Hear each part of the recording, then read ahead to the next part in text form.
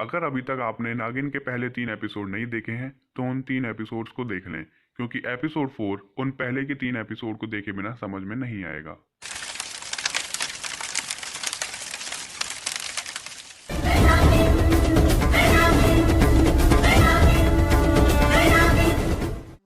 कहीं वो तो नहीं आ गई। मुझे पता लगाना पड़ेगा कि इस छत के नीचे मेरे अलावा और कौन नागिन है।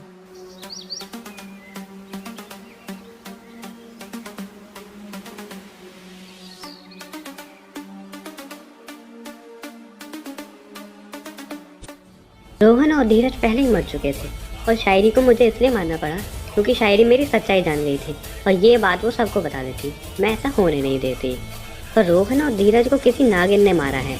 इसका मतलब एक और नागिन है इस घर में मेरे अलावा। कहीं वो तो नहीं है इस घर में। आप लोग यही सोच रहे हो ना कि मैं क्या करने आई हूँ, इस घर में क्यों हूँ मैं? सबर रखो, सबर का फल मीठा होता है, जल्दी पता लग जाएगा मेरे बारे में।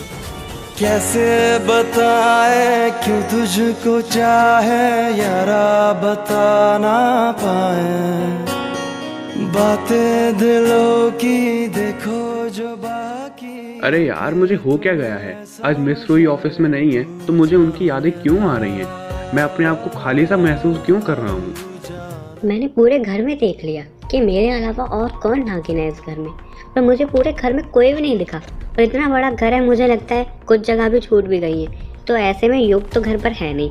मेरे पास एक आइडिया है और उस आइडिया से मैं 100% श्योर हूँ कि वो नागिन मेरे सामने आ जाएगी। नहीं, ये बीन कौन बजा रहा है? मुझे इससे बहुत तकलीफ हो रही है।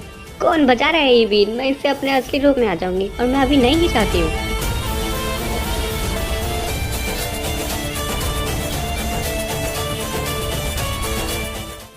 ना चाहते हुए भी मुझे नागिन रूप में आना पड़ा इस बीन की वजह से। और ये बात सिर्फ शेषनाग वंश की नागिनों को पता है कि मेडो वंश के नागिन बीन से नहीं रुक पाते हैं।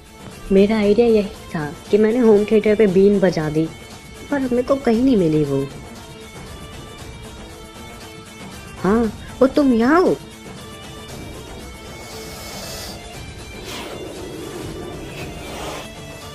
तो यहाँ हो तुम, दूसरी नागिन? कौन हो तुम? आओ अपने रूप में, बताओ मुझे। विशाला, तुम यहाँ? हाँ रूही, मैं तुम्हारी मदद करने आई हूँ। तुमने ही तो मुझसे मदद मांगी थी ना? पर तुमने तो मना कर दिया था ना फिर। विशाला, मैं यहाँ तुम्हारी मदद मांगने के लिए आई हूँ। कुछ इंसानों ने मेरे प्यार कनिष्क को मार दिया और मैं चाहती हूँ तुम मेरा बदला लो। तुम मेरी अच्छी दोस्त हो ना विशाला, तुम ऐसा करोगी ना प्लीज? नहीं, मैं किसी से कुछ बदला नहीं लूंगी। अच्छा हुआ तुम्हारा प्यार कनिष्क को मार गया, वो वैसे भी एक धोखेबाज था। अच्छा हुआ, उसके साथ बहुत मार दूंगी विशाला मैं तुम्हें। अगर तुमने एक और लफ्ज बोला तो मेरे प्यार कनिष्क के बारे में, खत्म कर दूंगी मैं तुम्हें, भूल जाऊंगी अपनी दोस्त। विशाला ने मेरी मदद करने से मना कर दिया।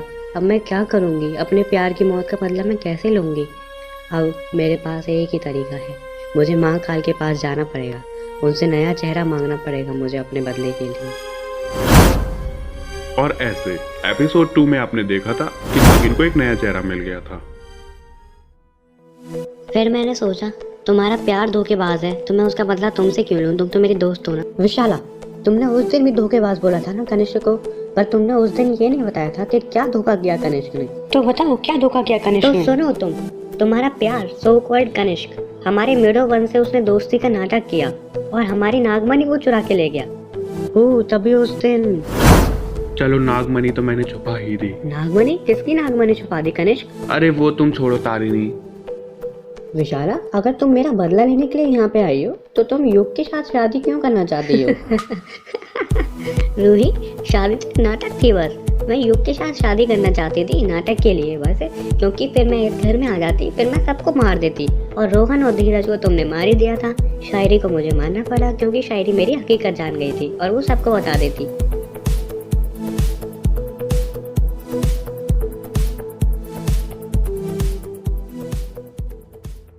युग, मैंने तुम्हें यहाँ कुछ बातें करने के लिए बुलाया है क्योंकि बात कुछ ऐसी थी कि मैं घर पर वो बात नहीं कर सकती थी।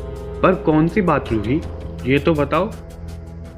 मिस्टर सिंघानिया, पहले तुम ये बताओ कि तुम्हारे भाई बहन रोहन, धीरज, शायरी की मौत सांप के डसने से हुई है। ऐसा क्यों हुआ है? तुम्हें कुछ आइडिया भी है इसके बारे में? वो दरअसल मिस रूही, जिस होटल में आप इन्वेस्ट करने आई हैं, 1 साल पहले वहाँ पर एक हवेली हुआ करती थी और हमने सोचा था कि वहाँ हवेली में जाकर हम पार्टी करते हैं।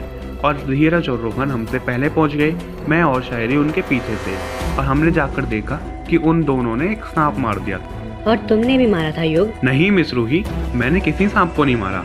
हमने तो जाकर देखा था जब तक वो सांप मर गया था। धीरज और रोहन उस सांप को वहाँ से मारकर भाग आए थे और मैं और शायरी उनके पीछे चले गए। मुझे लगा ही था कि युग बेकसूर है, उसने किसी को नहीं मारा। क्या हुआ, क्या सोच रहे हो? युग का सच जानने के बाद क्या करेगी नागिन, जानते हैं क्लाइमैक्स एपिसोड में। और उसके लिए इस एपिसोड को लाइक, शेयर और चैनल को सब्सक्राइब करना।